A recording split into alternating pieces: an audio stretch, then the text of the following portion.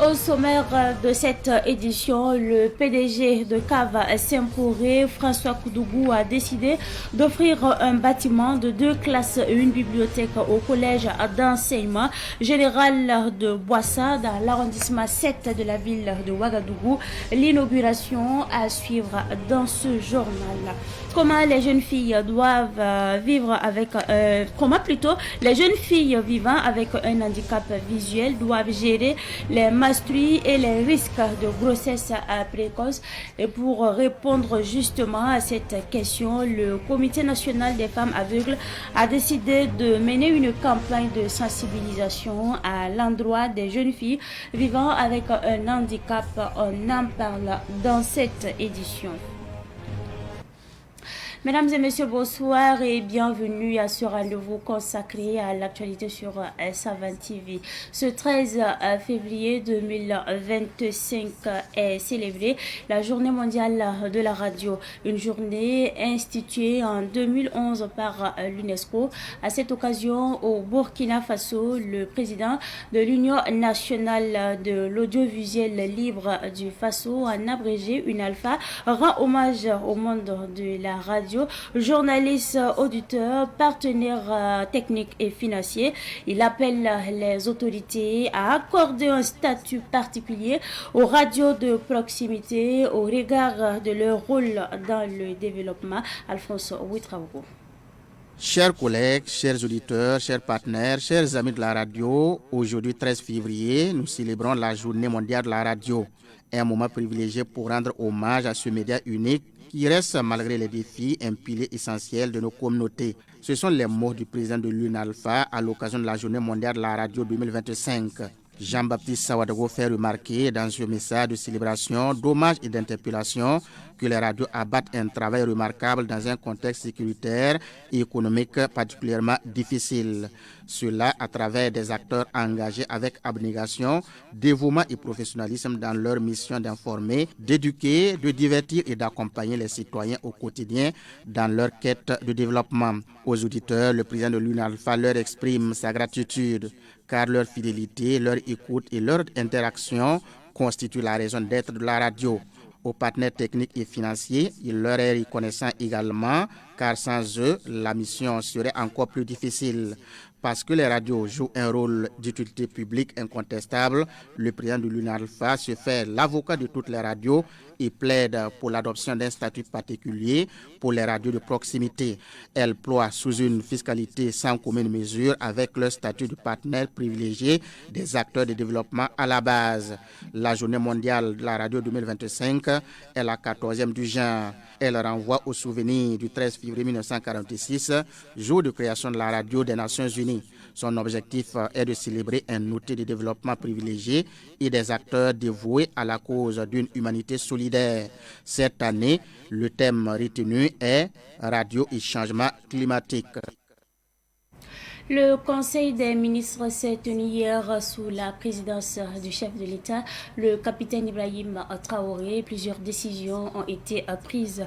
Le gouvernement prend les devants dans l'adoption d'un statut de la chefferie traditionnelle et coutumière. Il a adopté hier en Conseil des ministres un projet de loi qui renforce le rôle des chefs traditionnels dans la consolidation de la paix, mais qui leur interdit tout activisme politique. À Madina Touitraogo. Le Conseil des ministres a adopté un projet de loi sur la chefferie coutumière et traditionnelle, précisant son rôle, ses fonctions et son intégration dans l'ordonnancement juridique du Burkina Faso. Ce texte vise à revaloriser la chefferie pour consolider la paix. Il interdit l'autoproclamation et exclut toute rémunération des chefs traditionnels. Il exige leur démission en cas d'engagement politique. Par ailleurs, un décret d'application de la loi sur les conditions d'entrée et de séjour des étrangers a été adopté. Il vise à renforcer la gestion du flux migratoire en tenant compte des normes internationales et communautaires, notamment lutter contre le terrorisme. Ce texte encadre aussi Le visa électronique harmonise les règles avec celles des pays de la Confédération AES.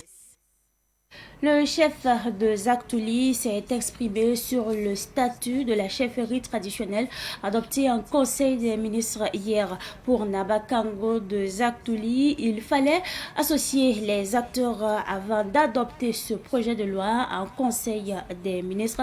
Écoutons sa réaction au micro de Siblina Kilsi. J'ai suivi effectivement le Conseil des ministres, je vois la décision qui a été prise, mais je crois que souvent c'est mieux d'associer les acteurs pour une discussion franche. Parce que si toutefois on promulgue les lois et sur le terrain on rencontre des difficultés, c'est souvent très difficile donc de revenir là-dessus. Sinon, si je croyais que la chefferie coutumière dans son entièreté, il y a une diversité. Il y a une diversité donc, en fonction donc, des régions et on ne peut pas en un seul texte régir tout ça.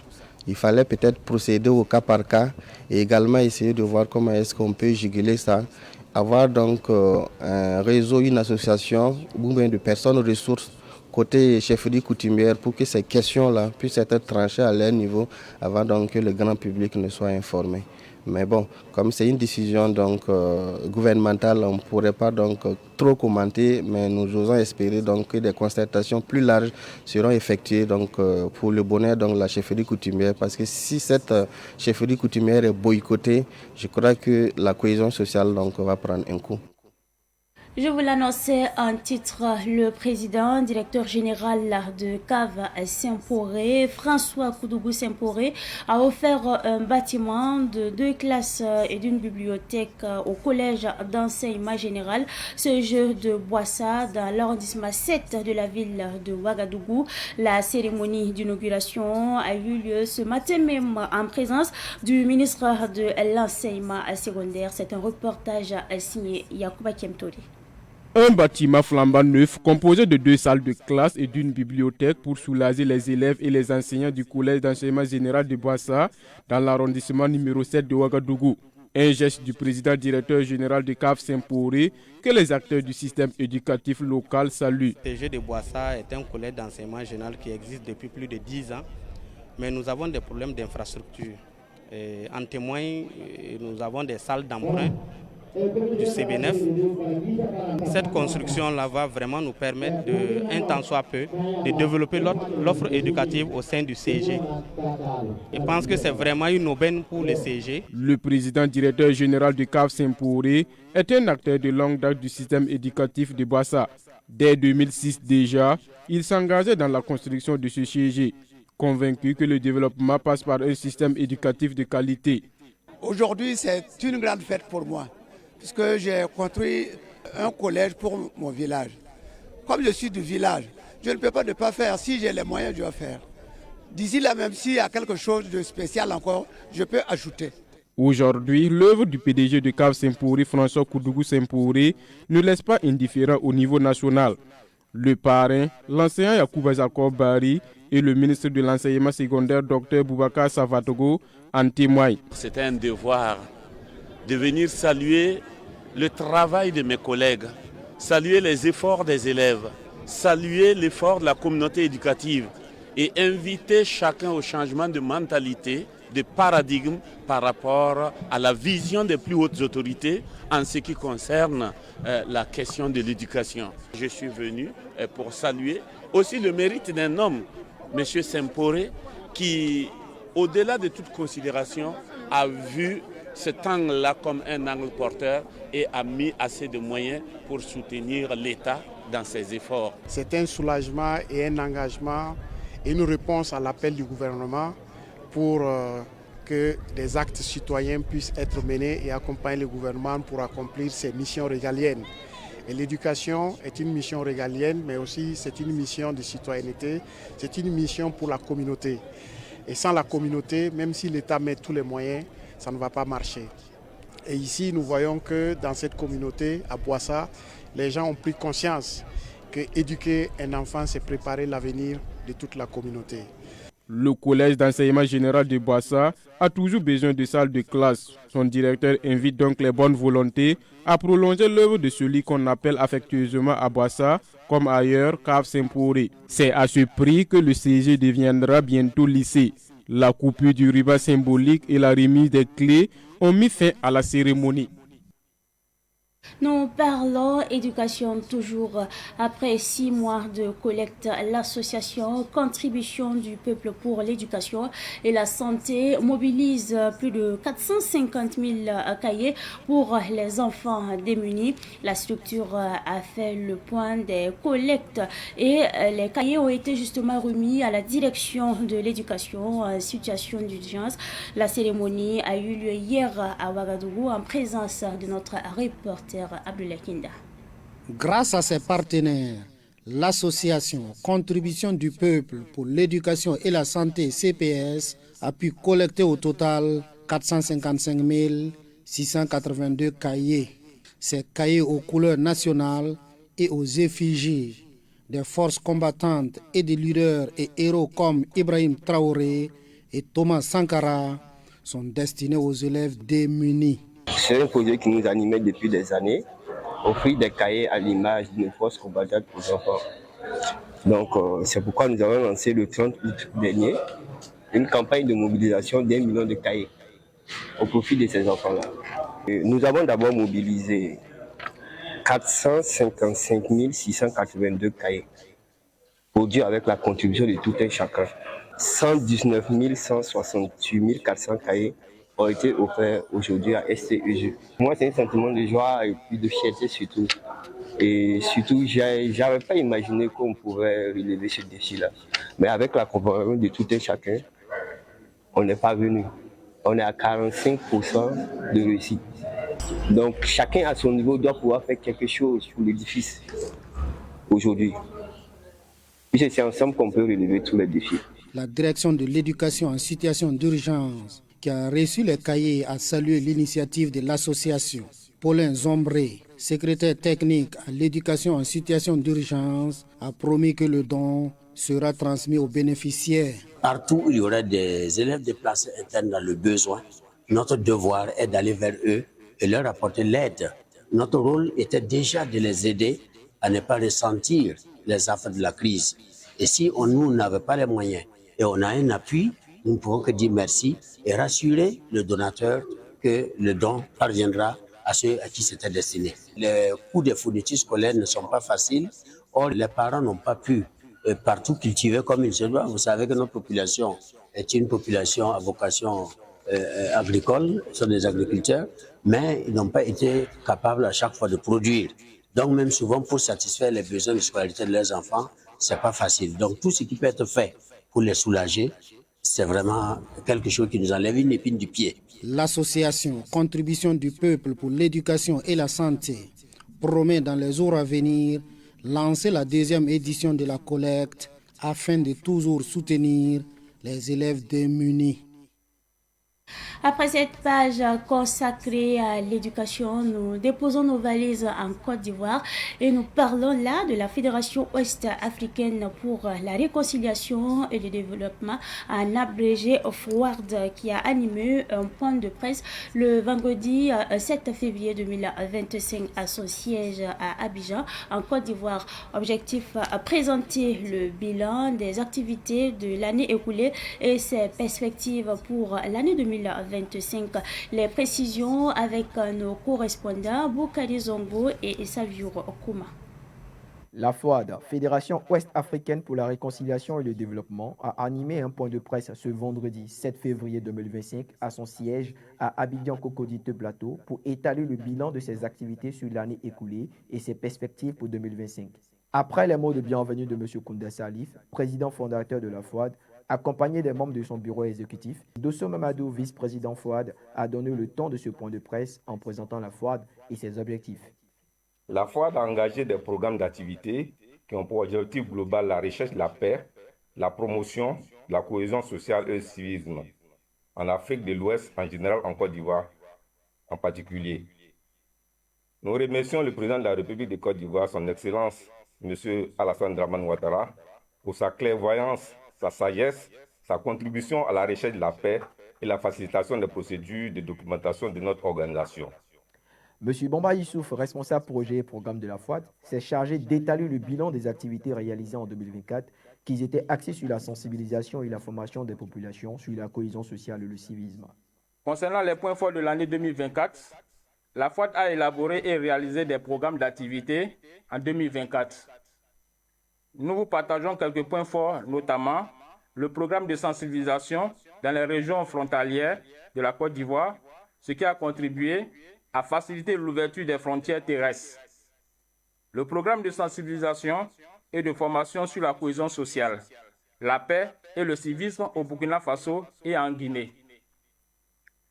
La commission de médiation et de pérennisation de la paix de la FOAD a conduit des missions de rencontre des autorités des pays concernés, notamment la Côte d'Ivoire et le Burkina, pour le retour des bonnes relations entre les pays de l'Afrique de l'Ouest.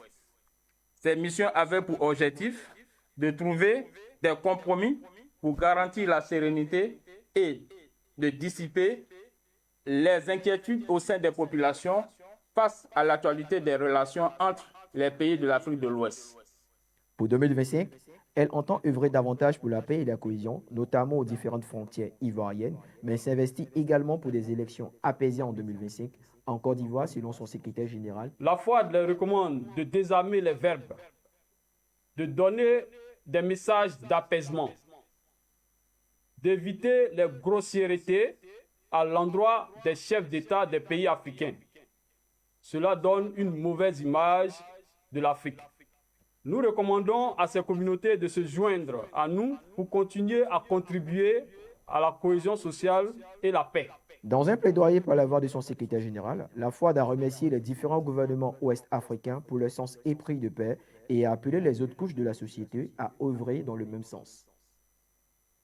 Après ce point de presse de la Fédération ouest-africaine pour la réconciliation et le développement, en abrégé FOAD, nous parlons cette fois-ci du Comité national des femmes aveugles qui sensibilise les femmes et les jeunes filles vivant avec un handicap visuel. Cette sensibilisation est placée sous le thème gestion des menstrues et les grossesses précoces. La sensibilisation a eu lieu hier au siège de l'UMABEPAM à Ouagadougou. Revivons cette sensibilisation avec nos reporters Cynthia Zongana et Fideline Abansé.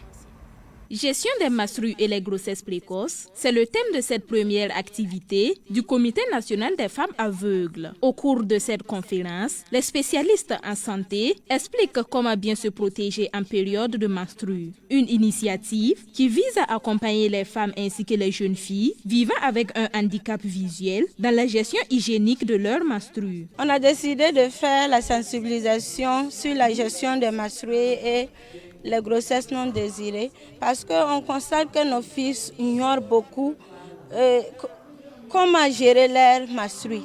Et ils sont vraiment victimes de grossesses non désirées. Et pour gérer les règles, en étant en famille d'accueil, c'est très difficile. C'est très difficile. Ils ont des difficultés pour acquérir des serviettes hygiéniques là. Dans la famille d'accueil, c'est très difficile que la fille gagne un coin adéquat pour la protection même de ses règles. À cette occasion, 30 participantes reçoivent des kits hygiéniques, à l'image de Anita Bado. Ils nous ont donné des kits pour comment utiliser ces kits, comment faire pour être propre. Je suis contente, vraiment très contente. Je vois que ça peut nous rendre utiles, ça peut nous servir vraiment beaucoup à ne pas se salir, à ne pas avoir honte au milieu des autres. Le Comité national des femmes aveugles envisage pour les prochaines activités former les femmes aveugles dans la fabrication de savons et pommades et dans la restauration. Il appelle aussi les personnes de bonne volonté à les accompagner. Et c'est parti depuis hier à Koubri pour 12 mois d'activités sportives. C'est le président de la délégation spéciale Léonard Samande Gougou et le directeur régional des sports du centre qui ont donné justement le coup d'envoi de la rentrée sportive de la commune. C'est un reportage signé Samuel Moko. Inciter la population de la commune de Koubri à la pratique du sport, tel est l'objectif du président de la délégation spéciale. Et selon le PDS de Koubri, un programme est établi pour la pratique du sport dans la commune durant toute l'année. L'activité va se poursuivre et nous allons nous retrouver ici même désormais tous les mercredis à partir de 17h30 pour pratiquer le sport. Et en plus donc les mercredis, nous avons aussi d'autres jours qui sont consacrés au sport dans la commune, notamment les lundis, les mardis et les jeudis. En plus donc de ces activités, il faut noter que nous avons la marche sportive qui se déroule tous les samedis à partir de 5h30 et les dimanches à partir de 16h. Le lancement officiel de la rentrée sportive de la commune de Koubri s'est déroulé en présence du directeur régional des sports du centre. Il a apprécié l'initiative et invité la population de Koubri à la pratique du sport. Nous les encourageons à ce que les activités puissent se poursuivre. Ce que le ministère des Sports, de la Jeunesse et de l'Emploi recommande, c'est la pratique du sport pour tous. Sortir au moins 3 fois par semaine et remplir bien sûr au minimum 150 minutes d'activité physique pour pouvoir maintenir nos organismes en parfaite santé et répondre aux sollicitudes bien sûr que nous aurons en tout cas à demander à nos organismes pour être performants dans notre rendement en termes de travail. Le président de la délégation spéciale de Koubri et ses invités ont fait quelques kilomètres de marche à partir de la... Et cette pensée positive avant de refermer cette édition, soyez très fort mentalement car il arrivera un moment où la vie va vous l'imposer. C'est tout pour cette édition du soir que j'ai pris en tout cas du plaisir à vous présenter. Merci à vous pour votre constante fidélité. Excellente suite de programme en compagnie bien sûr des programmes de la télévision.